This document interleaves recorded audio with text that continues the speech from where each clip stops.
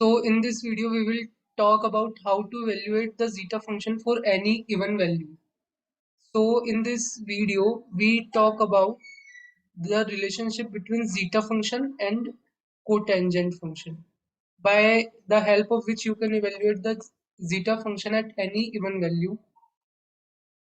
So this is the first part of the video. So in previous videos, I tell you sine pi s over pi s, you can write this in this way as an infinite product. So in the compact form, you can write this in this way. And if you take the derivative, if you take log both side, so this will become log of this and the product will become sum in this way. And if you take the derivative of this, so first of all, you can split in two part like this: log of sine pi s minus log of pi s, and you take log of pi s in the right hand side, and you can take derivative. So 1 by sin pi s cos of pi s, and pi 1 by pi s and pi, and 1 by this, and derivative of this is this. So the cos by sine will become the cotangent out of pi s, and you can multiply this pi. So this pi basically cancel. So this will become 1 by s and this thing, and you can multiply s. So this will become pi s cot pi s, and this, and here it will become s square. Now you can write this thing in this form. Basically take 2s square outside and use the minus sign to change k square minus s square to s square minus k square. So this will become this basically. And now you can split this in these two part by partial fraction.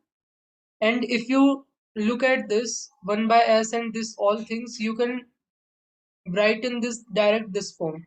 So this will cover all things, like for negative values it will cover these things, for positive values it will cover these things, and for 0 it will cover 1 by s. So it will cover all those things. So you can write this in this way. So this is the first relation. So you can see this relation, and how this is all related to zeta function we see. So look at this 1 divided by this. So for mod of s less than 1, uh, basically k start from 1 to infinity. So s square by k square is less than 1. So you can take the infinite geometric series. So you can write this thing in this form. And now basically here is 1 power of s square by k square. So you can combine this, and this minus sign will become outside, and 2 will also become outside. And now first you take summation with respect to k. So first of all, for n is equal to 0,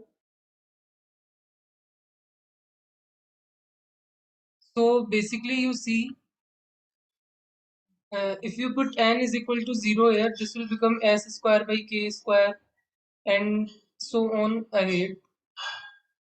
So what you can do, that instead of here n plus 1, you can start from n is equal to 1, and the power will become here only n. So it will become s square by k square raised to power n. So it will the same thing. So now this will become s raised to power 2n and k raised to power 2n, and now you can sum with respect to k first. So you can take s raised to power 2n outside and this thing, and you can see that this is zeta of 2n, zeta of 2n. So you can see the relationship between the cotangent function and zeta function, and the next part I will do in the next video.